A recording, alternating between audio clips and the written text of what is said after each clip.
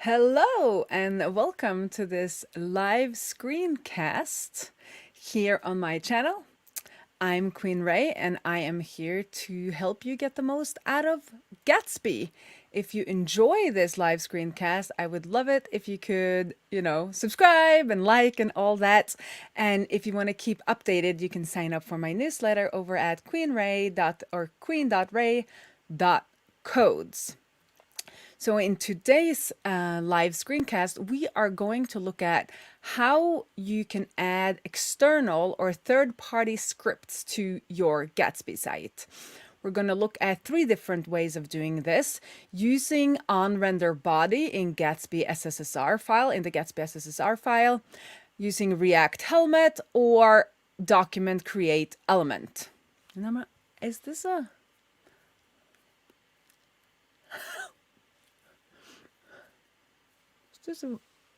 Oh, there we go. Sorry, that's what you get for doing it live. That was some coffee. That was a coffee stain. Anywho, let's jump into it. So, as I said, we are going to be looking at third-party script with Gatsby. There is the onRenderBody, React Helmet, and document.createElement. So the onRenderBody version of adding script is really great for global scripts that also need to be there on the initial page load, i.e. they're going to be a part of the statically generated site. And we'll do that in the gatsby-ssr file. I'm going to bump that up a little bit. And my little cheat sheet. So as I said, globally and on there in the statically generated version of your site. And that is typical for a website analytics type script that you would like to add, such as Fathom, which is going to be our example. So one of the API kind of hooks we have here in gatsby-ssr is onRenderBody. So this will happen when the body is rendered statically when you build your Gatsby site. And we can get access to something called setHead components. And that is to add components to our head. So what kind of component do we want to add? Well, we would like to add a script. So let's just start with head component, or not set, head components. And that's an array. And inside of here, we would then like to add a script. And the script that I'm going to use for this example is a Fathom script. So Fathom is a privacy-first analytics website tool that I use. And when you use that, you will obviously, or you will get like an embed script snippet. So there's the script, the source for the Fathom script, your site ID. So I have a test ID. You can use that if you want to. And importantly, since this is React code, we'll need a key for that script since it's in an array. And the way we get that into our head then is to use the set head components. And we'll just add all of these head components, and they will be added to the head components already added by plugins or by Gatsby itself. So if we manage to rerun our site, and let's head on over to Fathom, here on testing, we should be able to see ourselves here as a live visitor. But I don't think we have the script. If we do a little find inside of our HTML here, so Fathom, there is no Fathom, so I think I'm going to do a little rebuild, or we're going to run Gatsby develop again to make sure that we are getting in this new information from the gatsby-ssr file we just changed. And we are building, so let's have another look.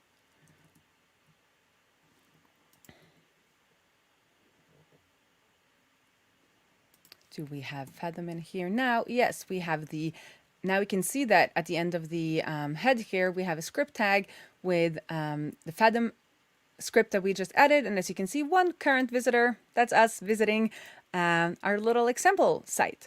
So that is one way to get the to get a script into your site. And as I said, what's good about this is it's here even in the kind of the statically generated version of the page. So if we turn off JavaScript,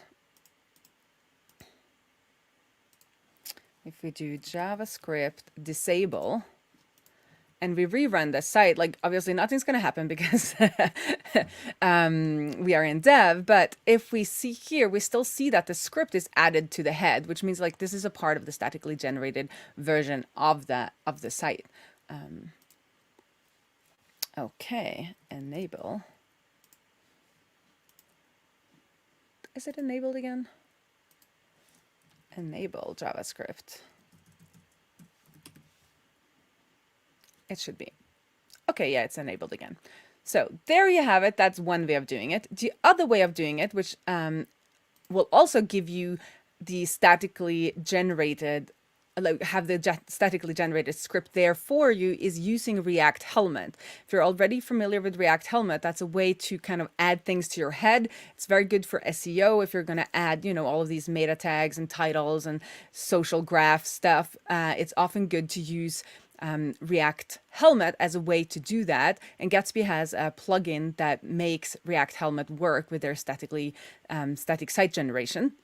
So that's another way of doing it. And what's good about using the React Helmet type version of adding in a third-party script is that you can then decide to just do it on specific pages.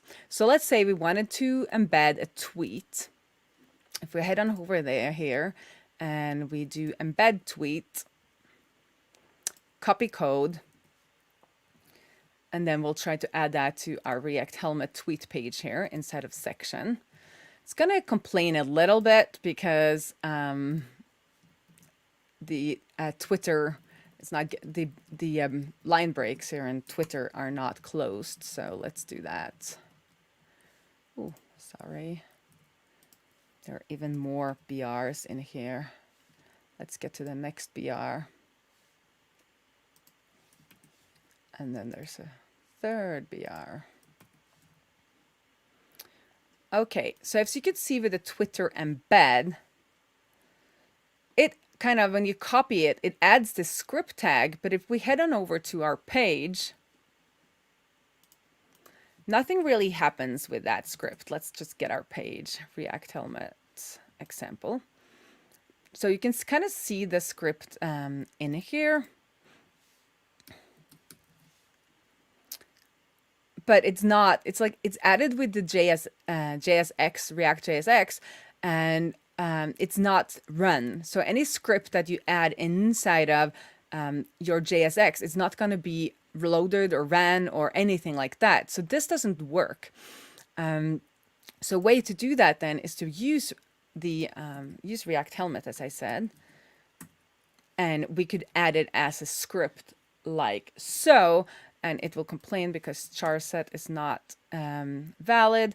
And also we don't need to add the async because, or we could add the async, I guess. Yeah, we'll have the async in here.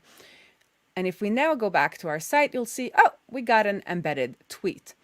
Interesting with Twitter, though it's a little slow, it gives you that, oh, there it is. Okay, so what it is doing is that as soon as we land on this page, we have a connection to the widget script here. And as soon as this is loaded, as you can see, it's in the head, and it's also there when the page is statically generated. So if we turn off JavaScript and stuff, it's like already there, so it doesn't have to like wait for anything. It's in the head as soon as you load the page. And nicely with React Helmet, then, if we go back to our, I'm going to add a link so that we can see this better. Let's add a link here for our site, for our example, React Helmet example.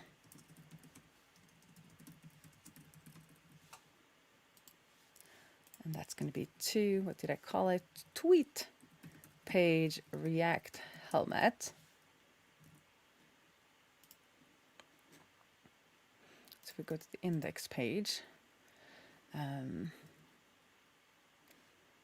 you can see here, the Twitter thing is not there. If we go to the React Helmet page, oh, there it is. We got that script. And if we go back, that script is removed. But as you can see, like Twitter does some sneaky stuff here and actually adds their own script in here that then React Helmet doesn't know that it should remove. But anyhow, that's one way to do it. Another way, or the third way to do it, is to use document.createElement and then add it to the head. And the way we can work with the DOM kind of outside of React's way of working with the DOM, we need to use it in the use effect. So here I already have a use effect set up, and we'll do this like we would in kind of regular old vanilla JavaScript. We'll create a script tag, and then we need to set the script source. Then there is the appending to the head. So we say document head and then append child. So we are adding the script at the bottom of head. So let's make a link for that page as well. Let's just copy this, it's easier. So here we have the create element example.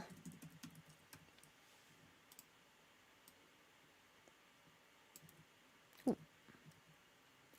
Well, let's not then. It wasn't copied. Create element. It's at a little breakpoint there so that we can actually see the difference. So if we refresh now, we see that all the Twitter kind of goodness is gone. We go to the create element, or we go to the React Helmet, we see that it's added, it is removed again. We go to create element example, we see that it's added. Oh, I need to actually add the tweet. So we need the same block quote as we had in the other example. Let's add that into the script. And there you can see it's embedded. But interestingly now, if we kind of go back and forth, oh, look at that. It's added again. It's added again. It's added again.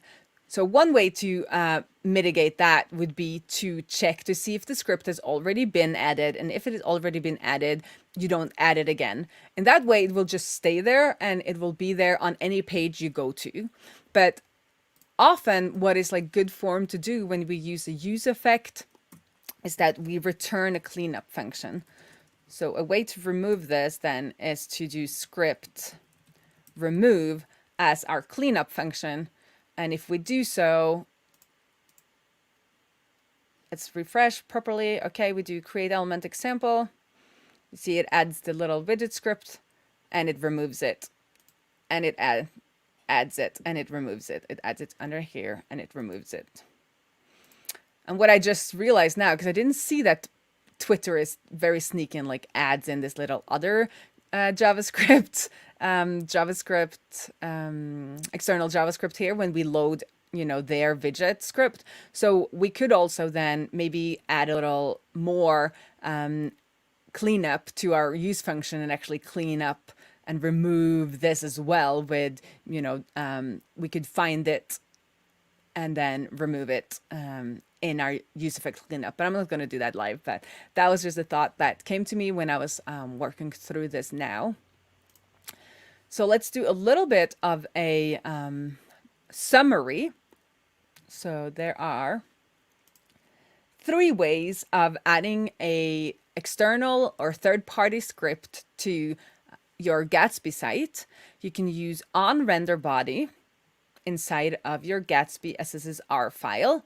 This is the kind of preferred or like Gatsby way of doing it, and this is a good way of doing it if you need the script to be globally available and you need it to be there on page load, so that and by that I mean that it's added to the HTML on the server when the page is statically generated and not after it has been loaded into the browser. So for a website analytics script, this is the way I would do it.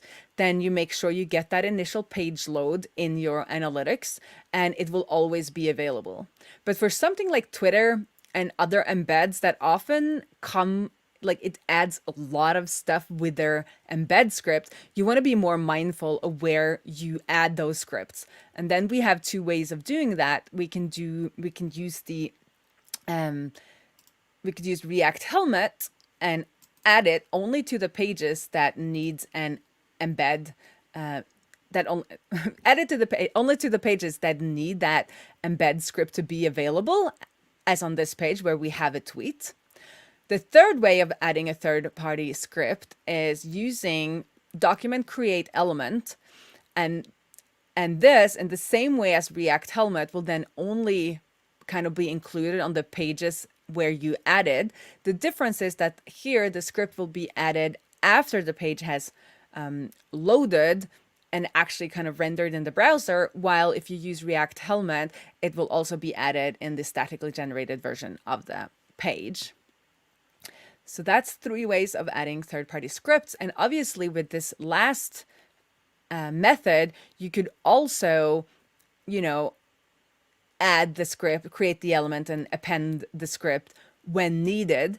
So you could have like a little scroll spy and only add the script if the tweet is actually in view.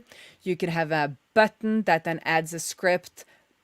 You are a lot more, you have a lot more control when you do it this way, I would say, but you have to be more mindful of doing your own cleanup and all of that sort of stuff. So that's all for today's live screencast.